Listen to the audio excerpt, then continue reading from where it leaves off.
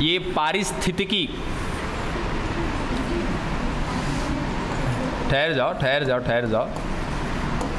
आपका जो चैप्टर का नाम है वो चैप्टर का नाम क्या है? इंडिविजुअल एंड पॉपुलेशन, ठीक है, व्यष्टि और समष्टि, यही है ना, ठीक है। हाँ, जीव और समष्टि, वही जीव आगे चल के व्यष्टि बन जाएगा, ठीक है। बात करेंगे तो या तो जीव या समष्टि कह लो, या फिर व्यष्टि या समष्टि कह लो, इंडिविजुअल या उसके साथ साथ पॉपुलेशन कह लो, ऑर्गेनिज्म या पॉपुलेशन, जो कहना है कहो। अब 3 चैप्टर होंगे इसके अंतर्गत, वो तीनों चैप्टर उसी के सारांश में दिए गए होंगे, ठीक है। और वो तीनों चैप्टर एक वर्गीकरण के अंतर्गत आते हैं, और उस वर्गीकरण का नाम क्या है? पारिस्थितिकी। बहुरा जाओगे सब, इसलिए थोड़ा ध्यान रखिएगा यहाँ पे। ये चैप्टर बहुत ज़्यादा पेचीदा तो नहीं है, बहुत ज़्यादा क्रिटिकल तो नहीं है, लेकिन थोड़ा सा बोरियत हो जाएगा महसूस आपको इसमें अगर ढंग से नहीं पढ़े तो।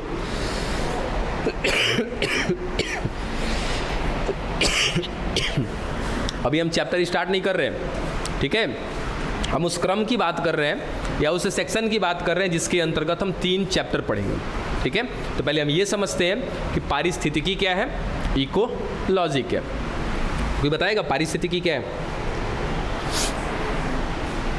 एनीबॉडी? कोई नहीं जानते?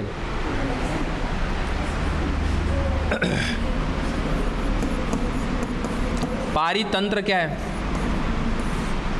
जिसको हम बोलते हैं इको सिस्टम। खाली सिस्टम में मालूम है कि अगर बारे में भी मालूम है? मालूम है तो बताओ, कहाँ है इको सिस्टम? कहाँ गई जी? बताओ इको सिस्टम क्या है, बताओ। हाँ, अपने से बताओ। हाँ,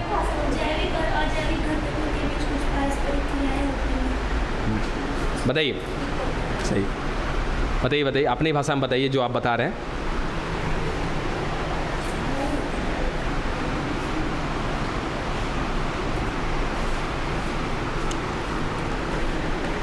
हो गया?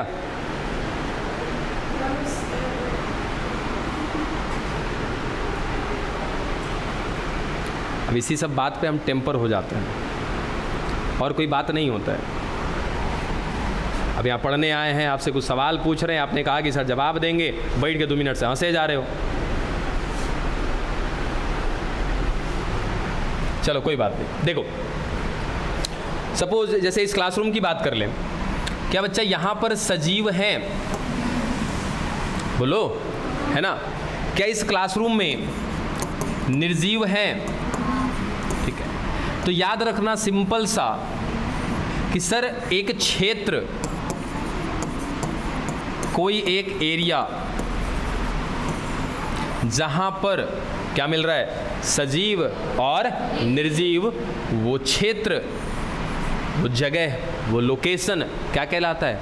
पारितंत्र कहलाता है। एकदम सिंपल सा कि पारितंत्र इकोसिस्टम का मतलब क्या है? सर कोई एक जगह, और वो जगह कितना बड़ा कितना छोटा हो सकता है। अभी सिंपल से पहले ये बात क्लियर करते हैं कि सर इकोसिस्टम, उस पारितंत्र का मतलब क्या है? तो पारितंत्र सर उस जगह को कहते हैं, उस लोकेशन को, उस स्थान को जहाँ पर सजीव और निर्जीव दोनों मिल रहे हैं, तो वो जगह क्या कहलाएगा?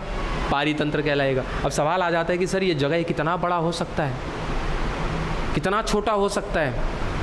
एक पारितंत्र, एक इकोसिस्टम कितना बड़ा से बड़ा हो सकता है और कितना छोटा से छोटा हो सकता है? बताओ। एक पानी की बूंद इकोसिस्टम है, एक बहुत बड़ा समुद्र इकोसिस्टम है, ये पूरा का पूरा पृथ्वी इकोसिस्टम है। समझ में आया? ठीक है, तो कहने का मतलब क्या कि सर छोटा से छोटा, जैसे एक पानी की बूंद, अब कहोगे सर पानी की बूंद पारितंत्र कैसे हो सकता है? क्या पानी का बूंद एक क्षेत्र है, एक एरिया है? हाँ सर है, भले ही छोटा सा एरिया है, ठीक है। क्या उस पानी में निर्जीव है? सर स्वयं पानी ही निर्जीव है उसमें। क्या उसमें सजीव है? सर बिल्कुल उसमें सूक्ष्म जीव है। हो गया ना? तो सर एक सजीव और एक निर्जीव जिस जगह पर मिलेंगे वो जगह ही क्या कहलाएगा? पारितंत्र कहलाएगा। डन? क्लियर? आवाज़ के बाद फंसेगा नहीं ना ये? चलो अगला आता है सर ये पारिस्थितिकी का है। इकोलॉजी क्या है? ये तो इकोसिस्टम था, इकोलॉजी क्या है वो सुनना कि सर इस क्षेत्र में जहाँ पर कौन मिल रहे हैं? एक सजीव और एक निर्जीव, क्या ये दोनों आपस में संबंध दिखा रहे होंगे क्या? सोचो सर ये निर्जीव है, मैं सजीव हूँ, क्या इसका मेरे साथ कोई संबंध दिख रहा है? हाँ सर, इसी का तो इस्तेमाल कर रहे हैं चलाने में। ठीक है, आप बेंच पर बैठे हैं, वो निर्जीव है, आप सजीव है, क्या संबंध दिखा रहे हैं ना? सिंपल सा कि सर एक इकोसिस्टम में मिलने वाले सजीव और निर्जीवों के बीच में क्या होता है? संबंध होता है, रिलेशन होता है। सर उस रिलेशन का स्टडी करना क्या कहलाता है? इकोलॉजी कहलाता है। डन। तो इकोलॉजी, इकोसिस्टम दोनों अलग अलग चीज़ें। इकोसिस्टम क्या? सर वो जगह जहाँ पर एक सजीव या एक निर्जीव मिल रहे हैं। एक से अधिक सजीव, एक से अधिक निर्जीव भी हो सकते हैं। ठीक है, तो सिंपल सा सजीव और निर्जीव का मिलना उस क्षेत्र में, वो क्षेत्र क्या कहलाएगा? वो एरिया क्या कहलाएगा? इकोसिस्टम। अब उस क्षेत्र में, उस इकोसिस्टम में ये दोनों सजीव निर्जीव आपस में संबंध दिखा रहे हैं, रिलेशन दिखा रहे हैं। अगर मैं इस रिलेशन के बारे में पढ़ना शुरू कर दूँ तो क्या कहलाएगा? इकोलॉजी। जैसे मैं जंतुओं के बारे में पढ़ूंगा, जूलॉजी, पादपों के बारे में पढ़ूंगा, बॉटनी हो जाएगा। उसी तरीके से अगर मैं इकोसिस्टम का स्टडी करना चालू कर दूं तो क्या कहलाएगा? इकोलॉजी कहलाएगा। क्लियर हुआ? चलो आगे बढ़ते। अब सवाल ये आता है एक, सर ये वर्ड इकोलॉजी किसने दिया? ये शब्द की बात कर रहे हैं, इस वर्ड की बात कर रहे हैं।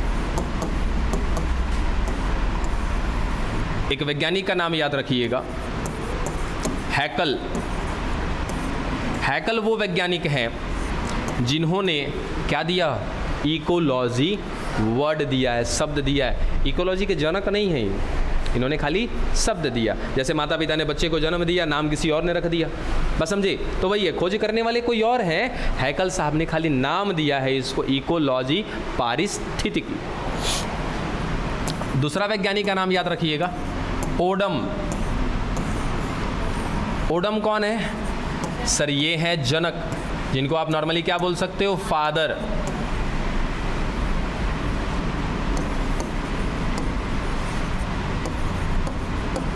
Father of ecology. अच्छा, ये ओडम इंडिया के थे? नहीं, ये इंडिया से बाहर के थे। यानी कि ऑल इंडिया में अगर आपसे पूछा जाए, sorry all over in the country में पूछा जाएगा तो आप बताइएगा नाम किसका? ओडम का। बाकी एक और नाम याद रखिएगा, राम देव, बाबा नहीं मिश्रा, रामदेव मिश्रा। बच्चा ये भी जनक हैं, ये भी फादर हैं, मगर किसके? भारत के इकोलॉजी के फादर हैं ये तीनों का तीनों। बात याद रखिएगा, इनसे कई बार आपके बोर्ड एग्जाम में सवाल बना है। और एक चीज़ याद रखना होगा तो रख लीजिएगा, ये रामदेव मिश्रा BHU के स्टूडेंट हैं। हाँ, BHU, ये बनारस हिंदू विश्वविद्यालय में रहे हुए हैं। यहीं पर रह करके इन्होंने सारा खोजबीन करा है, किसका? इकोलॉजी का। बात समझे? बोलो, यहाँ तक की बात समझ में आ गई? कोई दिक्कत परेशानी आ रहा तो बताओ। तो जितना आगे बढ़ेंगे उतना फंसेंगे। ये मोबाइल हम कहाँ रखे हैं जी? अपना मोबाइल लिए थे हम। एक मिनट आता है, शायद कहीं पीछे तो नहीं छोड़े। अच्छा, यहीं पर। चलो यहाँ तक की बात समझ में आ गई। अब इसके बाद दो वर्ड और आते हैं, स्व पारिस्थितिकी और एक है समपारिस्थितिकी। एक को कहते हैं ऑटिकोलॉजी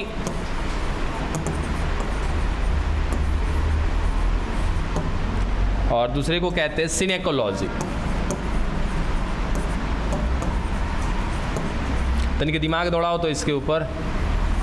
तो लोग पढ़बो नहीं किया है ना, पहले तुरंत में से कौन उठ के कहेगी? सब कहे थे पढ़ने के लिए, आप तो कहे थे टेस्ट लेने के लिए। हाँ देखो, मुंडी भी हिला रही है। ये है तो कौन? सर वही पारिस्थितिकी ही है। पारिस्थितिकी क्या समझें अभी हम कि सर किसी ऐसे लोकेशन पर जहाँ पर कौन मिल रहा हो, एक सजीव और निर्जीव आपस में संबंध दिखा रहे हों और उस संबंध के बारे में हम जानने की कोशिश करेंगे, पढ़ने की कोशिश करेंगे, तो वही क्या कहलाएगा, हमारा इकोलॉजी कहलाएगा। ठीक है, अब इकोलॉजी के सर प्रकार की बात कर रहे हैं। ये क्या है, इकोलॉजी का प्रकार है, याद रखना, इकोलॉजी का ये प्रकार है। कितने प्रकार के इकोलॉजी हैं आपके? 2 प्रकार के, एक आपका स्वपारिस्थितिकी, दूसरा आपका समपारिस्थितिकी। अब स्व और सम कुछ रिलेशन बता रहा है क्या आपको? देखो जरा, तो स्व में इतना तो समझ में आ रहा है कि स्वयं वाली कुछ बात होगी। अच्छा, सम में कुछ हो नहीं।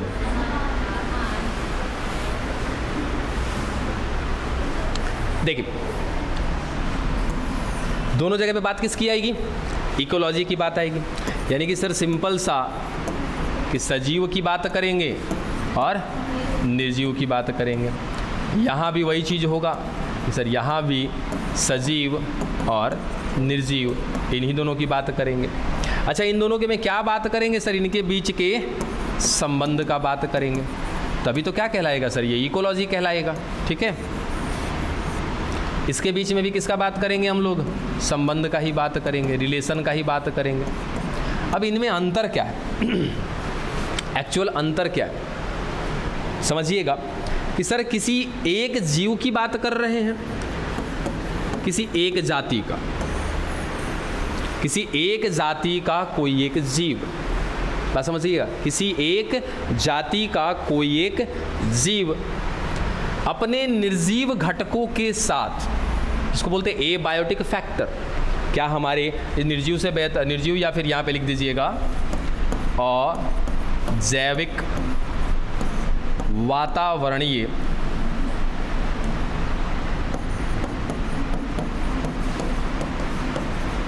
कारक। देखो, अजैविक माने सर एबायोटिक, जो जिंदा नहीं है और हमारे वातावरण में मिल रहा है। क्या ये वातावरण में मिल रहा है सर? ये एक प्रकार का है, अजैविक कारक है। सूर्य का प्रकाश अजैविक कारक है, पानी अजैविक कारक, मिट्टी अजैविक कारक, हवा अजैविक कारक, ये बेंच टेबल कुर्सी है ना, ये सारे के सारे क्या है? अजैविक कारक। सिंपल सा क्या बोला कि सर किसी एक जाति का कोई सजीव, कोई जीव अपने वातावरण के साथ अगर संबंध दिखाता है तो वो क्या कहलाएगा? स्व पारिस्थितिकी और इकोलॉजी। यहाँ पर मेन बात क्या है सर? एक जाति। ठीक है, अब जैसे हम लोग कहें कि सर इस क्लासरूम में केवल एक जाति का संबंध है कि नहीं यहाँ के निर्जीव वस्तुओं के साथ? क्या यहाँ पर केवल मनुष्य ही है ना, कि मनुष्य के अलावा कोई और भी है? मनुष्य ही है, कोई और तो नहीं है ना, फील करते हैं। अब यहाँ पर सपोज बात लिया जाए कि आप भी इधर पढ़ रहे हो, इधर भैंसिया सब भी पढ़ रही हो। अब हंसी की बात क्या है? आप अपने आप को उसकी कैटेगरी से अलग समझते हैं? खैर वो बेहतर है। चलो अब इधर इधर यहाँ पर सर वापस सजीव की बात कर रहे हैं, लेकिन यहाँ पर क्या कहेंगे? अलग अलग जातियाँ। हमने कुछ कहा, उस पर डिबेट आप ना करें, ना बातें करें तो ज़्यादा बेहतर होगा, दिमाग में बात जाएगा अगला। ठीक है, यहाँ पर अलग अलग जातियाँ अपने वातावरण में मिलने वाले निर्जीव फैक्टर्स के साथ, निर्जीव घटकों के साथ अगर संबंध दिखा रही है तो वो क्या कहलाएगा आपका? सम पारिस्थितिकी। ये सम पारिस्थितिकी, स्व पारिस्थितिकी, इसको आगे कुछ पढ़ना नहीं है, बस आपको खाली ये जान लेना है कि पारिस्थितिकी 2 प्रकार की हो सकती है। एक ऐसी, पहले तो पारिस्थितिकी हमको समझ में आ गया कि पारिस्थितिकी का मतलब क्या है सर? ये एक ऐसा जगह है जहाँ पर सजीव भी मिल रहा है, निर्जीव भी मिल रहा है, वो आपस में रिलेशन दिखा रहे हैं, तो वो क्षेत्र क्या कहलाया? पारितंत्र। और वहाँ पर जो वो रिलेशन दिखा रहे हैं उनका रिलेशन क्या कहला रहा है? पारिस्थितिकी। ठीक है, फिर वहीं पे मन में सवाल आता है ना कि सर सपोज कि ये कोई एक निर्जीव वस्तु है और इसका संबंध ना केवल एक ही जाति से है, दूसरी जाति से इसका संबंध नहीं है, तो सर अगर ऐसा यहाँ पर संबंध दिख रहा है तो ये संबंध क्या कहलाएगा? स्वपारिस्थितिकी कहलाएगा। अब सर इसी निर्जीव चीज़ का संबंध अलग अलग जातियों से है, तो अब ऐसी स्थिति में ये जो आपका संबंध दिखेगा, ये जो आपका पारिस्थितिकी होगा, ये जो आपका इकोलॉजी होगा, वो कैसा होगा? सम पारिस्थितिकी होगा। बोलो दोनों बात समझ में आ गई या फिर से समझाएं? दोनों अलग अलग चीज़ें हैं, दोनों में कुछ खास विशेष अंतर नहीं है। बस अंतर इस बात का है कि निर्जीव के साथ एक जाति का संबंध, स्वपारिस्थितिकी, अलग अलग स्पेसीज का संबंध, अलग अलग जातियों का संबंध, वो क्या कहलाएगा? समपारिस्थितिकी। डन। एग्जाम्पल, ये एग्जाम्पल दिखा, एक एग्जाम्पल तो मिल जाएगा, इसका एग्जाम्पल तो मिल जाएगा, ठीक है। जैसे एक और चीज़, आपका टूथब्रश, क्या उसका संबंध किसी और के साथ है? अपने जाति में किसी और के साथ नहीं है भाई। उस टूथब्रश का संबंध केवल और केवल हमसे है, आपके भाई बहन से भी नहीं होगा उसका संबंध। तो क्या दिख रहा है सर? स्वपारिस्थितिकी। अब इसका बोलो, इसका एग्जाम्पल खुद से दिमाग लगाओ, दिमाग लगाओ, बताइए। बर्तन, तुम्हारे घर में कौ जाति प्रजाति है? तुम्हारे घर में कौ जाति प्रजाति है? यहाँ पे देखो तो क्या लिखे हैं? अलग अलग जाति। मम्मी पापा अलग जाति है? तेरे बुढ़बा कहीं के वीडियो देख लेंगे तो मारेंगे घर बड़ी पटक के तुमको। वो अलग जाति के हैं कि वो भी मनुष्य हैं जी? अलग जाति कहाँ से हो गए वो? अलग जाति माने जाति अलग होनी चाहिए। अरे वायु, ये वायु क्या केवल मनुष्य इसका इस्तेमाल करता है? क्या केवल मनुष्य इसे संबंध दिखाता है? नहीं सर। एक कुत्ता अलग जाति है, बिल्ली अलग जाति है, गाय, भैंस, शेर, बकरी है, ये सब क्या है? अलग अलग जाति है। ये सारे लोग सर इस वायु के साथ संबंध दिखाते हैं ना, तो ये क्या हो जाएगा? समपारिस्थितिकी। और यदि केवल एक लोग संबंध दिखा रहा है उस निर्जीव चीज से, तो क्या कहलाएगा? स्वपारिस्थितिकी। डन। उल्टा पुल्टा बात नहीं किया करिए। इका था पारिस्थितिकी का प्रकार, ठीक है, टाइप ऑफ इकोलॉजी। अब हम अगला, उससे पहले एक पदानुक्रम आपको बता देते, एक सीक्वेंस बता देते। एक सीक्वेंस है, पदानुक्रम।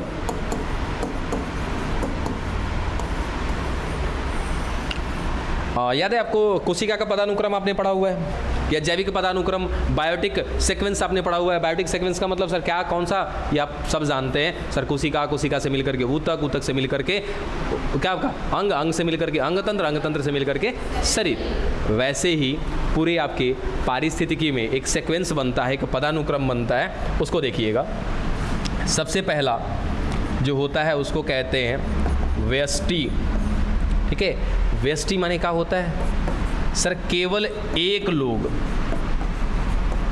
केवल एक व्यक्ति, चाहे वो किसी भी जाति का हो। जैसे मैं क्या कहलाऊंगा? व्यष्टि कहलाऊंगा। आप अकेले क्या कहलाएंगे? व्यष्टि कहलाएंगे। एक कुत्ता व्यष्टि कहलाएगा, एक बिल्ली व्यष्टि कहलाएगा। यानी कि सर व्यष्टि मतलब इसको क्या बोलते हैं इंग्लिश में? इंडिविजुअल बोलते हैं, ठीक है। तो सर व्यष्टि। डन। जब सर बहुत सारी व्यष्टियों का समूह होगा, बहुत सारी जब इंडिविजुअल मिल जाएंगे, जैसे मैं व्यष्टि था, आप भी अपने लिए व्यष्टि थे सर, अब हम सारी के सारे व्यष्टियाँ यहाँ पर आ गए, क्या एक ग्रुप बन गया ना? जैसे कोशिका का ग्रुप बना, वैसे ही सर व्यष्टि का भी क्या बनेगा? ग्रुप बनेगा। वो क्या कहलाता है? समष्टि, ठीक है। यहाँ पर क्या होंगे सर? यहाँ पर समूह मिल जाएगा, लोग का समूह। इसको क्या बोलते हैं? पॉपुलेशन बोलते हैं। जनसंख्या भी कह लो। यहाँ पर क्या है सर? ये जनसंख्या है, लोगों की संख्या है ये, ठीक है सर। व्यष्टि से मिलकर क्या बनता है? समष्टि, ठीक है। अब समष्टि तो समझ में आ गया, एक ग्रुप, ठीक है।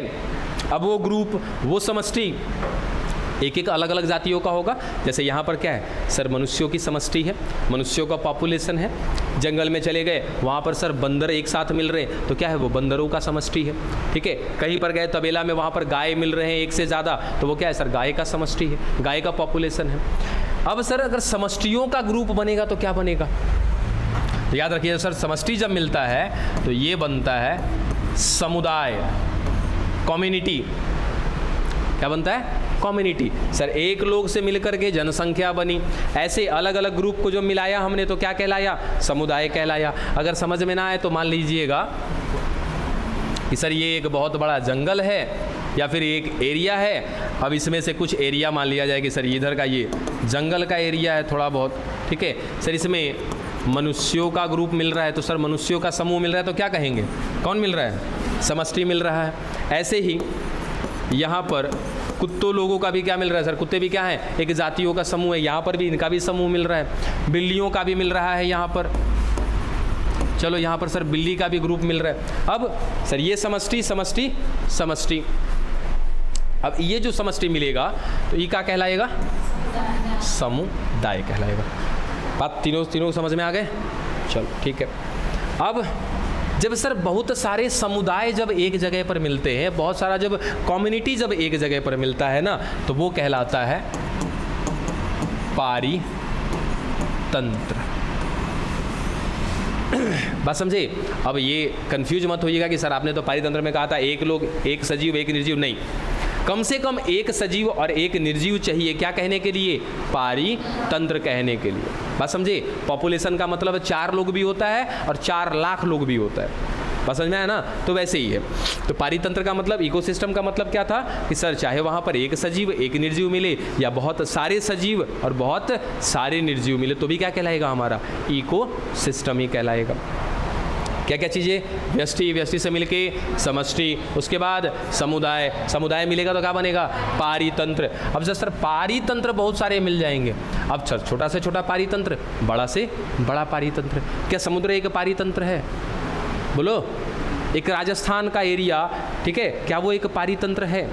एक मरुस्थल पारितंत्र है, एक डेजर्ट पारितंत्र है। सर ये कुदरा एक पारितंत्र है, ये क्लासरूम एक पारितंत्र है।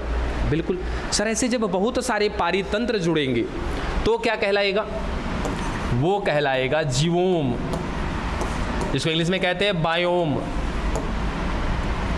ठीक है। चलो जीवोम बना दिया, बायोम बना दिया। अब या ऐसा, अब इन तीनों इधर 1 2 3 यहाँ तक एग्जाम्पल मिल गया, पारितंत्र का भी एग्जाम्पल मिल गया आपको। फंस रहा है कौन, जीवोम। जीवोम किसको कहेंगे सर, बड़े बड़े जब पारितंत्र मिलते हैं तो बनता है क्या सर, आपका जीवोम बनता है। जैसे सदाबहार वन, ठीक है सर, वन क्या है, बहुत बड़ा वन है, उसमें जमीन का भी इकोसिस्टम है, पानी है तो पानी का भी इकोसिस्टम है। बात समझ में आ रहा है। तो सर बहुत सारा छोटा छोटा बड़ा बड़ा इकोसिस्टम जब मिला तो एक एरिया बना जिसको हमने क्या नाम दिया है, जीवोम, ठीक है। अब सर ऐसे बहुत सारे जीवोम जब मिलेंगे तब बनता है जैव मंडल, इसको क्या बोलते हैं, बायोस्फेयर। ये एक सीक्वेंस है, ये एक पदानुक्रम है, याद रखिएगा इसको। ये बाय द वे कभी अगर आपके एग्जामिनेशन में आ गया तो आ गया, जैसे कभी ऐसा सवाल तो आया नहीं है कि सर कोशिका से मिलके क्या बनता है, ऊतक, ऊतक से मिलके, समझ रहे हो। तो ऐसे ही ये भी है, सीक्वेंस है, याद रखना होगा तो रख लीजिएगा, ना याद रहे मत रखिएगा, ठीक है। लेकिन सीक्वेंस में व्यष्टि, समष्टि, समुदाय, पारितंत्र, जीवोम, उसके बाद जैवमंडल, ठीक है। चलो ये एक सीक्वेंस हो गया। अब उसके बाद आगे कन्फ्यूजन तो नहीं है यहाँ तक, जिनको लगे पूछ लीजिएगा। अब आगे पारितंत्र कहते हैं कि पारिस्थितिकी होना चाहिए, ठीक है।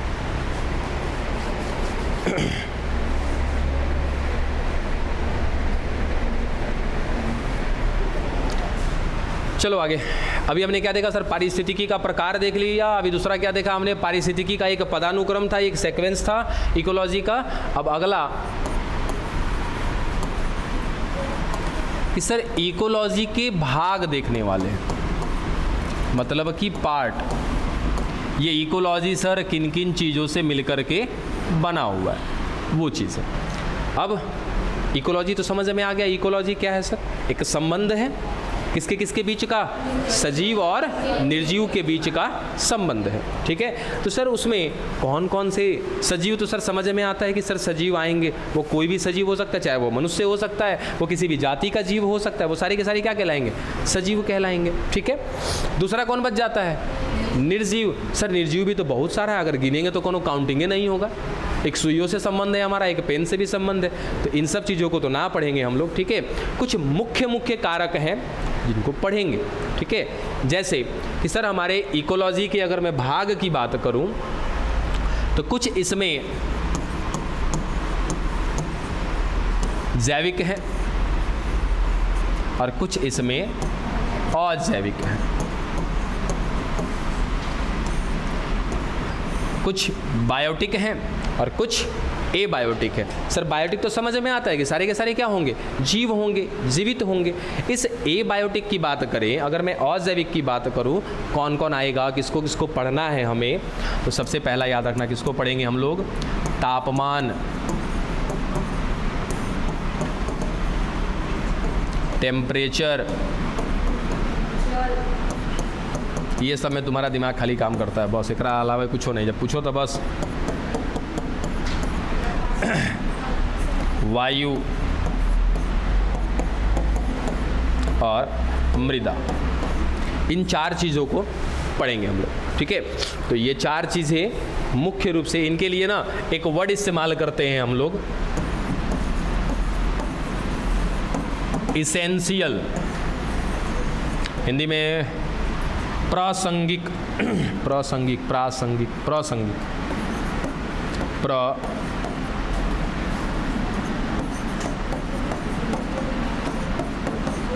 संगिक। अच्छा, ये प्रासंगिक माने कुछ समझ में आ रहा है? इसेंशियल, इसेंशियल किसको कहते हैं? जो बहुत ज़्यादा ज़रूरी हो, उसके बिना जीवन संभव नहीं हो, उसी को कहते हैं क्या हम लोग, प्रासंगिक कारक। अच्छा, बुक में ना एक लाइन होगा, जरा देखो तो है क्या ये, मेरे ख्याल से फर्स्ट पेज में ही शायद होना चाहिए, या फिर जहाँ पे एक हेडिंग होगा जीव और इसका पर्यावरण, जीव और इनका पर्यावरण है।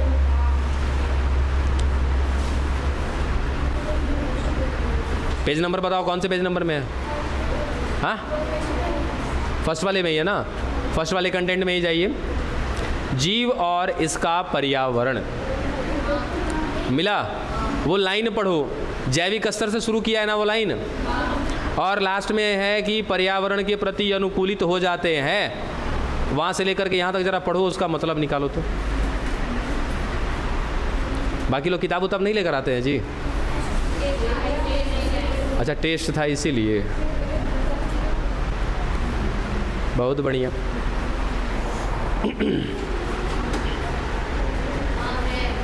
है ना, पढ़ो उसको। जैविक स्तर पर पारिस्थितिकी मूल रूप से कार्यिकी पारिस्थितिकी है, जिसमें विभिन्न जीव न केवल जीवित रहते हैं बल्कि जनन के संदर्भ में अपने पर्यावरण के प्रति अनुकूलित हो जाते हैं। क्या समझ में आया इसका मतलब?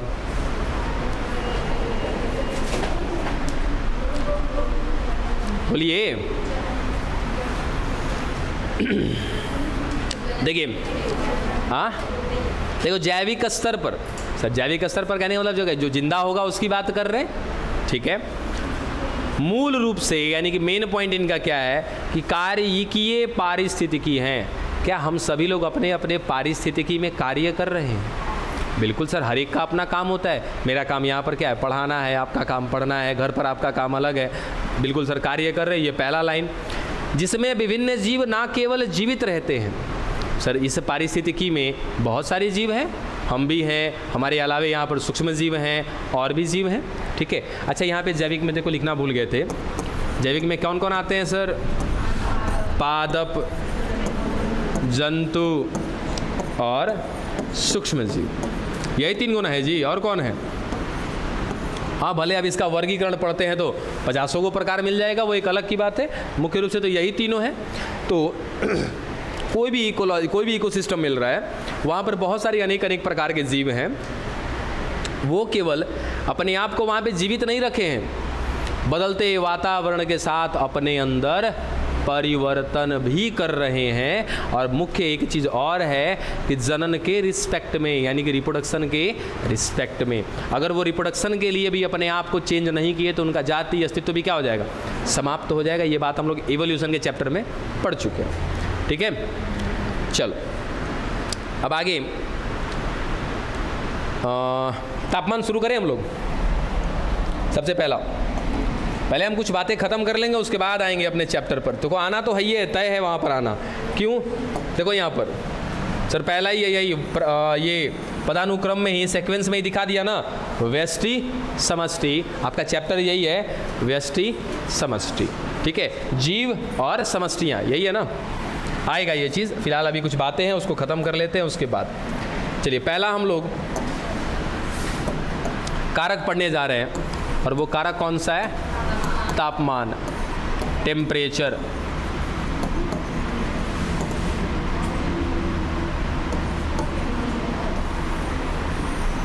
ये पीला वाला दिख रहा है जी, झूठे ले लिए पीला वाला, चलो ब्लैक ले लेते हैं।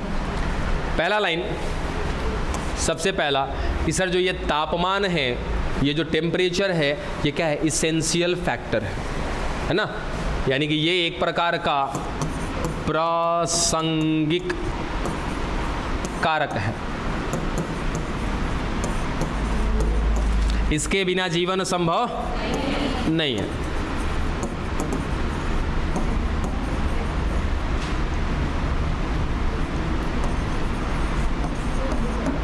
अच्छा, तापमान काहे जरूरी है आपको? तापमान आपके लिए काहे जरूरी है?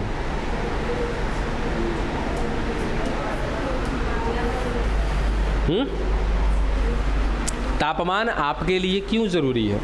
आप क्या करते हैं तापमान का? बताइए, आप तापमान का क्या करते हैं?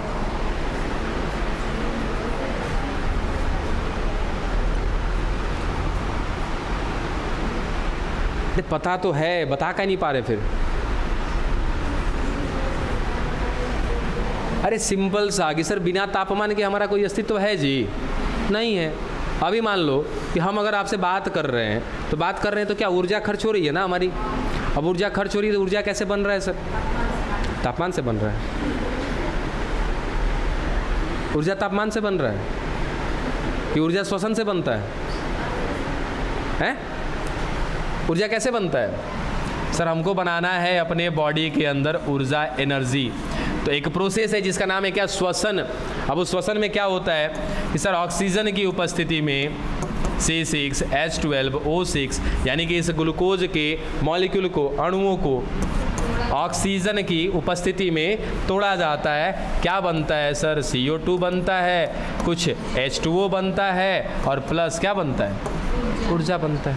अच्छा, ये कराने के लिए जिम्मेदार कौन होते हैं? एंजाइम। ये कराने के लिए कौन जिम्मेदार? एंजाइम। सर अगर एंजाइम नहीं रहेगा तो ये श्वसन का कार्य नहीं हो पाएगा। अब सर एंजाइम कराते हैं ये सब कुछ, और एंजाइम आपको पता है ना कि ये किसी एक फिक्स टेम्परेचर पर ही कार्य कर पाते। अब बताओ कि क्या तापमान हमारे लिए ज़रूरी है कि नहीं? है ना? तो तापमान क्या है सर? हमारे लिए एक प्रासंगिक कारक है, एक इसेंशियल फैक्टर है, बिना इसके हमारा जीवन संभव नहीं है। सवाल ही नहीं बनता है बिना इसके हम लोग जीवन अपना बिता लें, ठीक है? अच्छा, कोई भी चीज़ अगर एक प्रॉपर टेम्परेचर पर हो रही है, उस टेम्परेचर को क्या बताते हैं? पहले भी आपको बताए हुए हैं, ऑप्टिमम। हिंदी में क्या कहते हैं? इष्टतम ताप या तापमान। याद रखिएगा, कोई कार्य यदि एक निश्चित तापमान पर सबसे अच्छे तरीके से हो रहा है, सबसे बेस्ट हो रहा है, तो वो टेम्परेचर क्या कहलाता है? इष्टतम तापमान कहलाता है, ठीक है? अभी को सवाल बड़ी भयंकर है, तनी और 1-2 मिनट पढ़ा लें, उसके बाद बताएं, उसी पे आप लोग को छोड़ेंगे हम। अच्छा, तब तक अगला पॉइंट बता देते हैं, दूसरा नंबर पॉइंट बाद में बता देंगे। अच्छा, डिफरेंस समझते हो? डिफरेंस देखो, एक होता है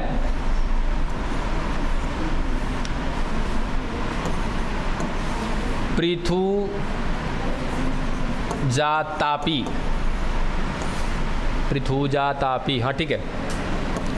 एक होता है तनुतापी, इंग्लिश में कहते हैं इसको यूरीथर्मल, इसको कहते हैं स्टीनो थर्मल।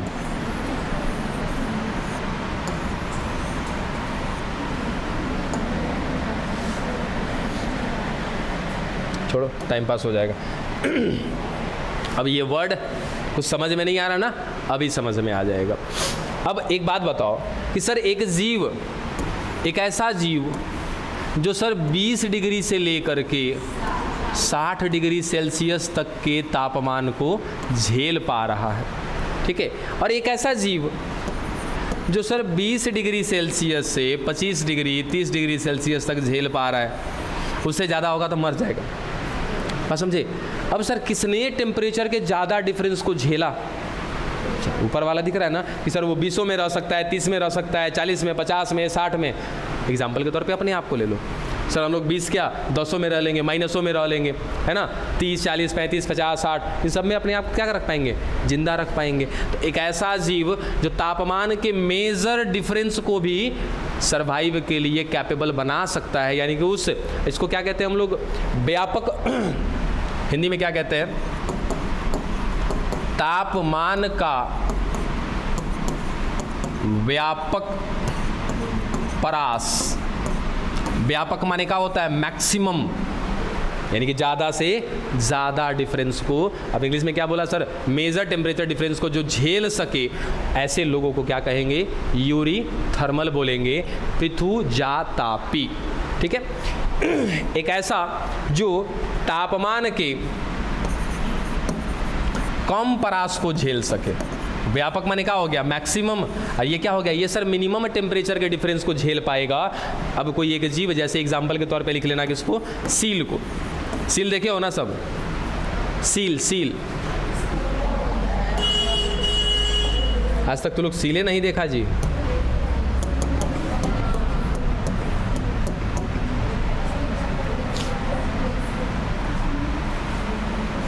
लो पिक्चर हुआ नहीं दिया, दे दिया। भाई देखो, भाई जो दिख रही है क्या है? ये सीले ना है भाई, ठीक है। तो ये सील ज़्यादा सर टेम्परेचर डिफरेंस को बर्दाश्त नहीं कर सकती है। 20, 22, 23, 24, 25, 26, 27, इससे ज़्यादा ये नहीं झेल पाएगी, ज़्यादा डिफरेंस को झेल नहीं पाएगी। तो ये क्या कहलाती है हमारे लिए? तनु तापी कहलाती है, ठीक है। तो ऐसा जीव जो ज़्यादा से ज़्यादा डिफरेंस को झेल सके, ऐसे जीव को क्या कहते हैं? पृथुजा तापी, यूरी थर्मल। जो कम डिफरेंस को झेले इसको क्या कहेंगे? तनु तापी, स्टीनो थर्मल। एग्जाम्पल खुद बना लेंगे आप लोग, ठीक है। अब एक लास्ट नहीं है, आज के लिए ये पॉइंट लास्ट होगा।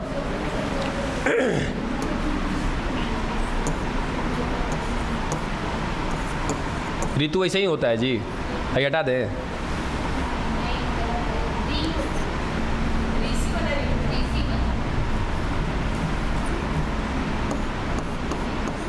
ऐसे ठीक है ना? चलो, ऋतु मैंने कहा सर मौसम, ठीक है। क्लाइमेट, बढ़िया से समझने की कोशिश करना। क्या कह रहे हैं कि सर क्लाइमेट चेंज हो रहा है, तो तापमान भी क्या हो रहा है? चेंज हो रहा है, टेम्परेचर भी बदल रहा है।